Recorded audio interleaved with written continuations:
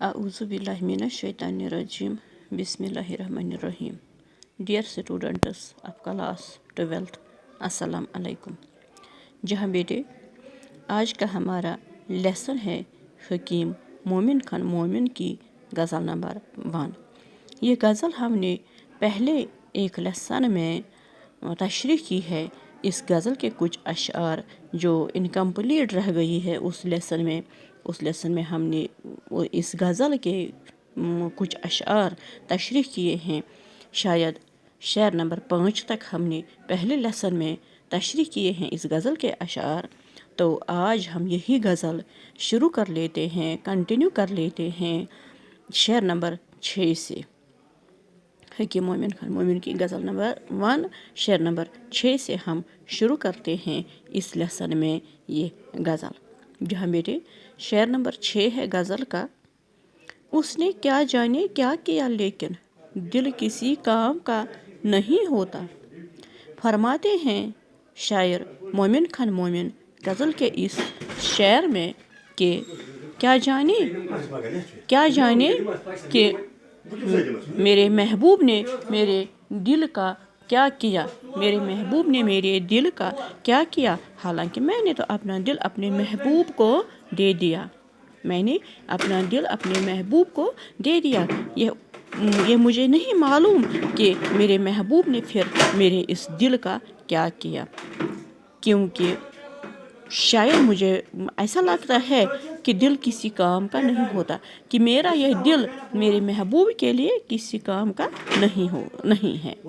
यानी शायर ये फरमाना चाहते हैं कि मेरा महबूब मेरे मोहब्बत मेरे दिल की कोई अहमियत ही नहीं रखते, इसलिए मेरे महबूब के लिए मेरा दिल किसी काम का नहीं है।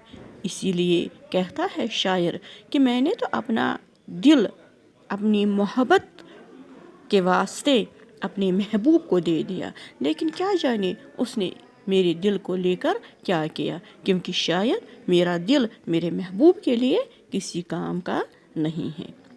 जहाँ बेटे एक और शेर।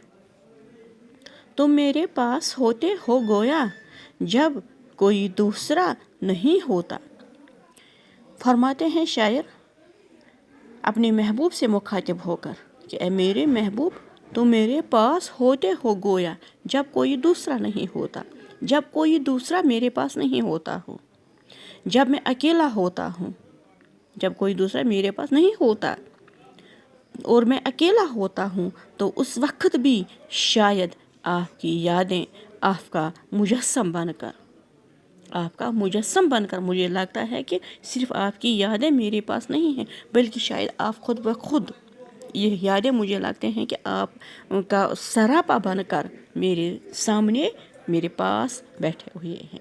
यानी अपनी मोहब्बत की शिद्दत का इजहार करते हैं शायर इस शेर में। फरमाते हैं महबूब से कि जब मैं अकेला होता हूँ तब भी मुझे महसूस होता है कि आप हर वक्त हर हमेशा मेरे पास होते हैं। अगर आपकी यादें ही मेरे पास होते हैं तो मुझे लगता है कि आपका सरापा मेरे पास मौजूद है।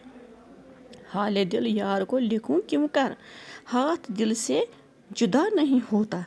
फरमाते हैं कि मैं अपने दिल का हाल अपने महबूब को कैसे लिख दूं, क्योंकि मेरे महबूब की मोहब्बत में मेरा हाथ में अपने दिल को थामे रखा हुआ है। यानी मैं इतना परेशान हूँ, मेरा दिल इतना बेचैन है कि मेरा हाथ मेरे दिल से उठ ही नहीं सकता, क्योंकि मैं अपने दिल को पकड़ के मैंने अपने दिल को पकड़ के रखा है अपने हाथ से महबूब की याद में। मैं इतना परेशान हूँ कि मेरा दिल इतना बेचैन है कि मैंने इसको हाथ से ज़ोर से थामे रखा हुआ है। इसलिए मैं अपने महबूब को अपने दिल का हाल कैसे लिखूं। हाल तो हाथ से लिखा जाता है, तो जब मेरा हाथ मेरे दिल से उठ ही नहीं पाता तो मैं अपने दिल का हाल कैसे अपने महबूब से लिख पाऊं।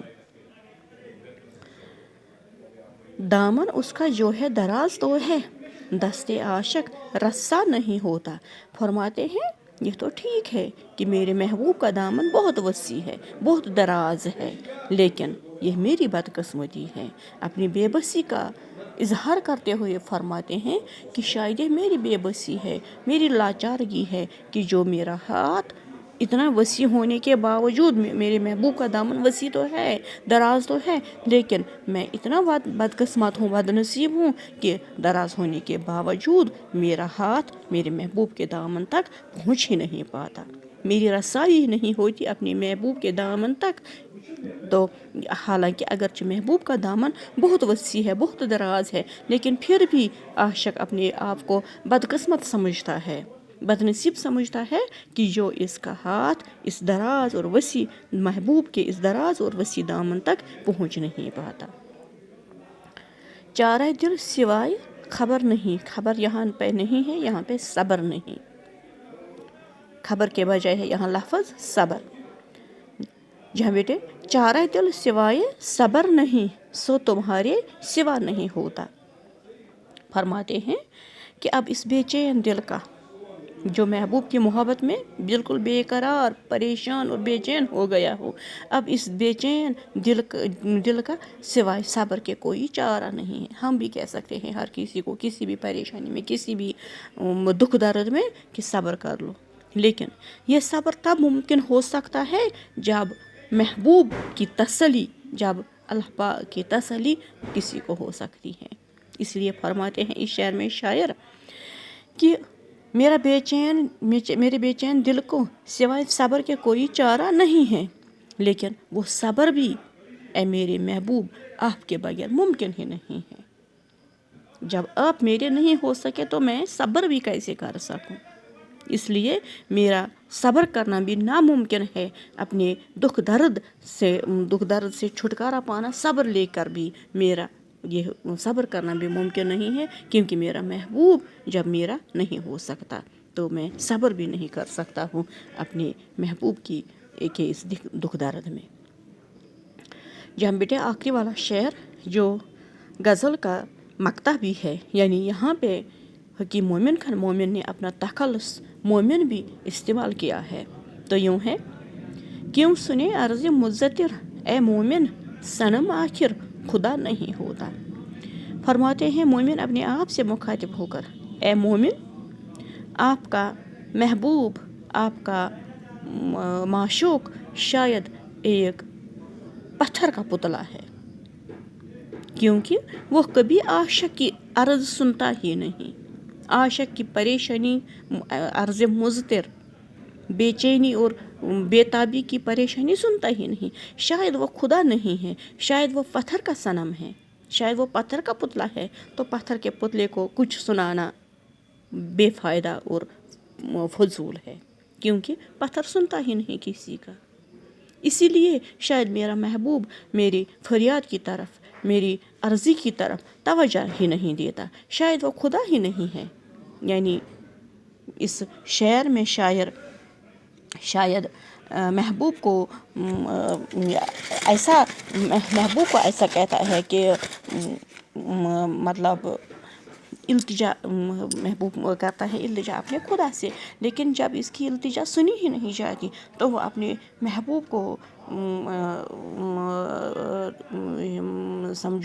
محبوب کو سمجھتا ہے کہ پتھر کا صنم، شاید یہ ایک پتھر کا پتلا ہے جو کسی کی سنتا ہی نہیں ہے۔ اسی لیے ایسا لگ رہا ہے محبوب کو، مطلب وہ سمجھ لو یہاں پہ وہ